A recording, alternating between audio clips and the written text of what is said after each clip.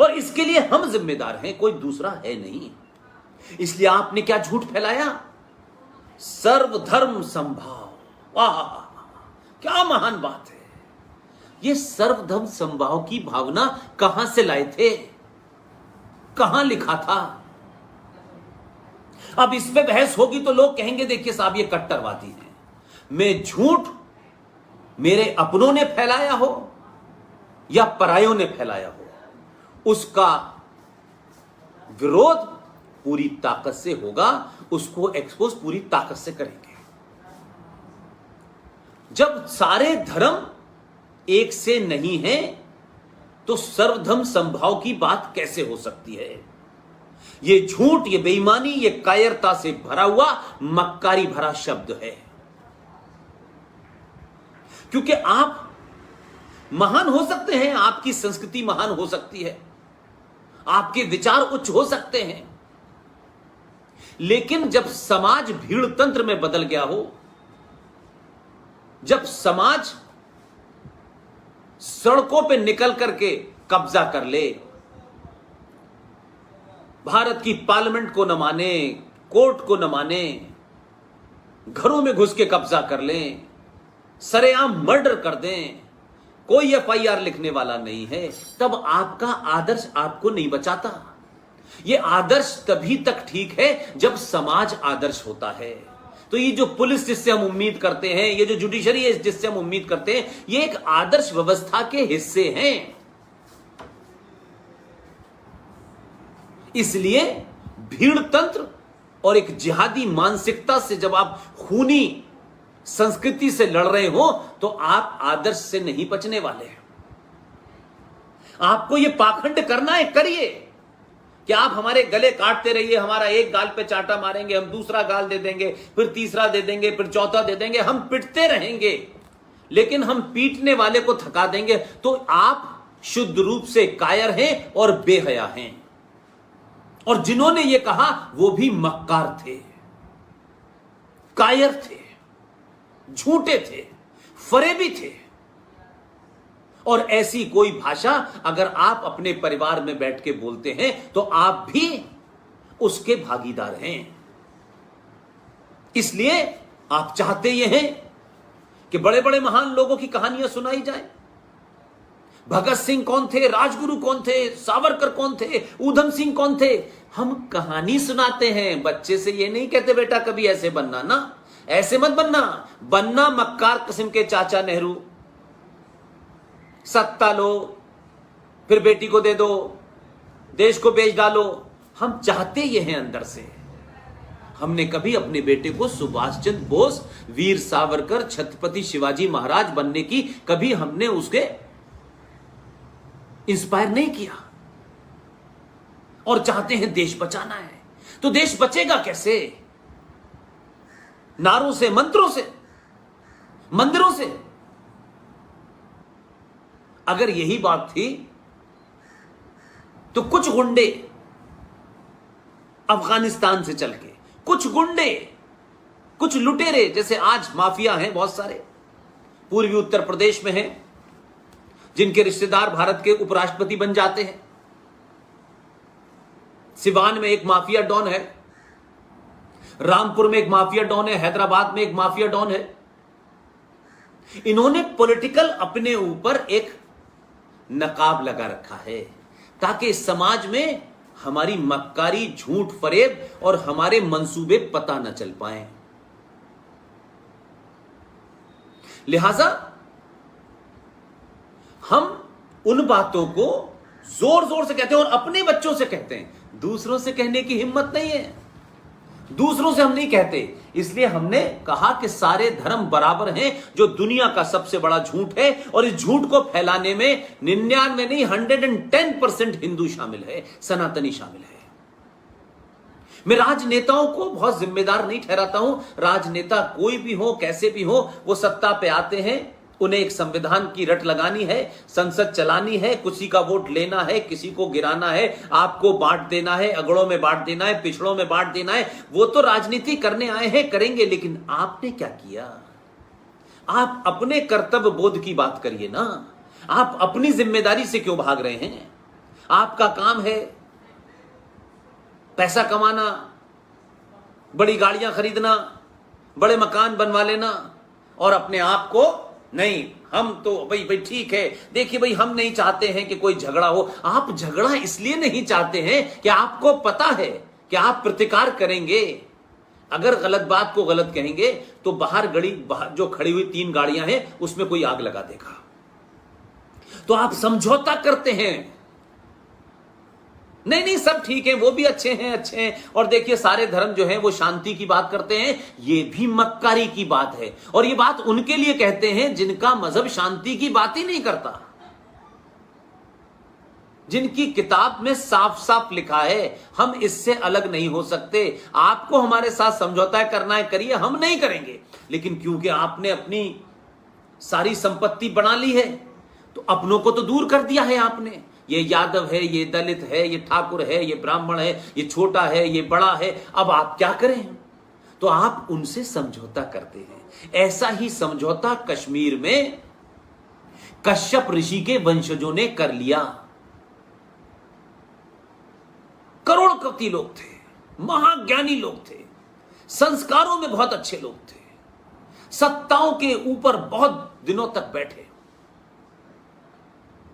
लेकिन अपने अंदर पुरुषार्थ नहीं पैदा करा। उन्होंने कहा हमेशा एक सा रहेगा। एक रात 1990 में उन्हीं के पड़ोसियों ने मस्जिद, कुरान और हदीस का सहारा लेकर के 2500 लोगों की हत्या की, जवान लड़कियों का मांस रेप किया, मर्दों को मारा और नारा लगाया खुल के। और उनके वंशज घूम रहे हैं कि हमें कश्मीर चाहिए, कश्मीरी हिंदू पंडित मर्दों के बगैर और कश्मीरी हिंदू पंडित औरतों के साथ। यह मस्जिद से लग रहा था, जिस मस्जिद की बड़ी पवित्रता की बात कही जाती है। यह पाखंड है, मस्जिद ये सब अड्डे हैं। इस्लाम में मस्जिद पवित्र स्थान नहीं है।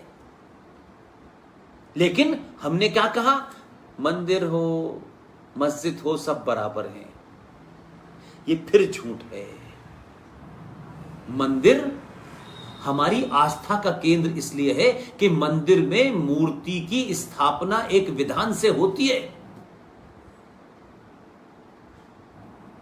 वहां कोई भी आदमी जाकर के कभी भी कुछ नहीं कर सकता है। हर मंदिर की अपनी एक साइंटिफिक वैल्यू है और मस्जिद कहीं भी बनाई जा सकती है। पूरे सऊदी अरब में यही हो रहा है। लेकिन उन्होंने आपको यहां सरवाइव करने के लिए मंदिर मस्जिद सब एक से हैं, हम सब भाई भाई हैं। गंगा जमुना तहजीब पूरा 1000 साल से तो मेरी समझ में नहीं आया कि गंगा जमुना तहजीब कब थी। अगर गंगा जमुना तहजीब थी भाई तो 1017 में महमूद गजनबी ने मंदिर आके सारे क्यों तोड़े? ये जो साझा विरासत की बात आज के मक्कार मुसलमान पढ़ा लिखा जो करता है, उसको मालूम है कि हिंदुस्तान में हमें जब तक ये सब झूठ बोलते रहना है, जब तक ये सनातनी हिंदू बर्बाद ना हो जाए। और इसकी स्थिति वैसी ही कर देनी है जैसे कश्मीर में 200 दलितों को बुलाया था 1957 में, उन जैसी है। आप तो 23% थे पाकिस्तान में, 1.5% रह गए। कश्मीर एक ऐसा राज्य आपके देश में था जहां मुसलमानों की मेजोरिटी थी। उन्होंने खुल्लम खुल्ला 1990 में पहली बार देश का मुसलमान प्रधान गृह मंत्री बना, उन्होंने उठा के आपका कत्ल कराया, मार दिया, भगा दिया। अब आप रो रहे, मार पीछे पुकार है, हो गया करते रहिए। अब आप ढूंढते रहिए, अब उस पर कानून बनेगा, ये होगा, मुकदमे चलेंगे, लेकिन जमीन साफ कर दी। और फिर यह भी कहा कि नहीं, वो जो मारने वाले थे वो बाहर से आए थे। एक और झूठ बोल दो और कहो कश्मीरियत। तो महमूद गजनबी कहां से आया था? जब आया था तो भाई क्या कर रहे थे मथुरा के लोग? जो मथुरा में रहने वाले लोग थे उनसे ज्यादा गिनती तो नहीं थी ना उनकी। तो क्या कर रहे थे वो इस जुगाड़ में लगे हुए थे कि मंदिर पे 10 रुपए यहां चढ़ जाए तो 5 रुपए वहां चढ़ जाए, तो मैं 10 रुपए लूंगा, तुम 5 रुपए लेना। वो इसी बंदर बांट में लगे हुए थे, आपस में झगड़ा था।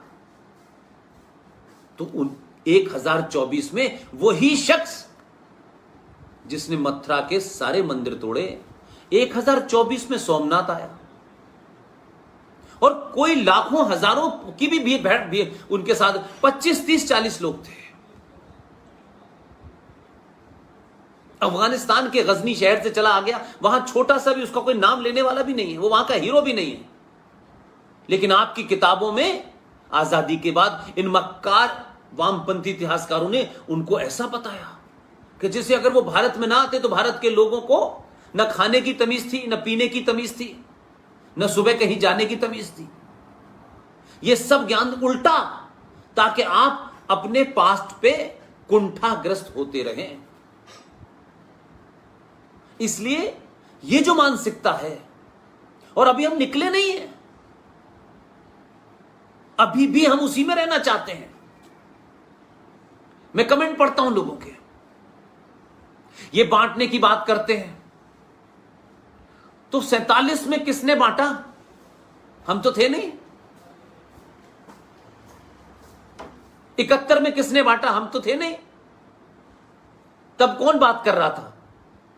तो जब आपको शत्रु बोध का अभाव होता है तो आप एक झूठ का चश्मा लगा करके वही बकते रहते हैं सुबह से शाम तक, और समझते हैं कि ये कह देने से हम समाज में एक अच्छे इंसान कहलाएंगे। झूठी तारीफ, और वक्ती तौर पे आपकी तारीफ इसलिए करी जाती है कि आप उनके एजेंडे को चला रहे हैं, और जब उनका एजेंडा पूरा हो जाता है तो कश्मीर बना देते हैं, मालदा बना देते हैं, रामपुर बना देते हैं, आजमगढ़ बना देते हैं, संबल बना देते हैं, मेरठ बना देते हैं। 500 जगह भारत के देश में ऐसी हो चुकी हैं जहां रिट नहीं चलती सरकार की।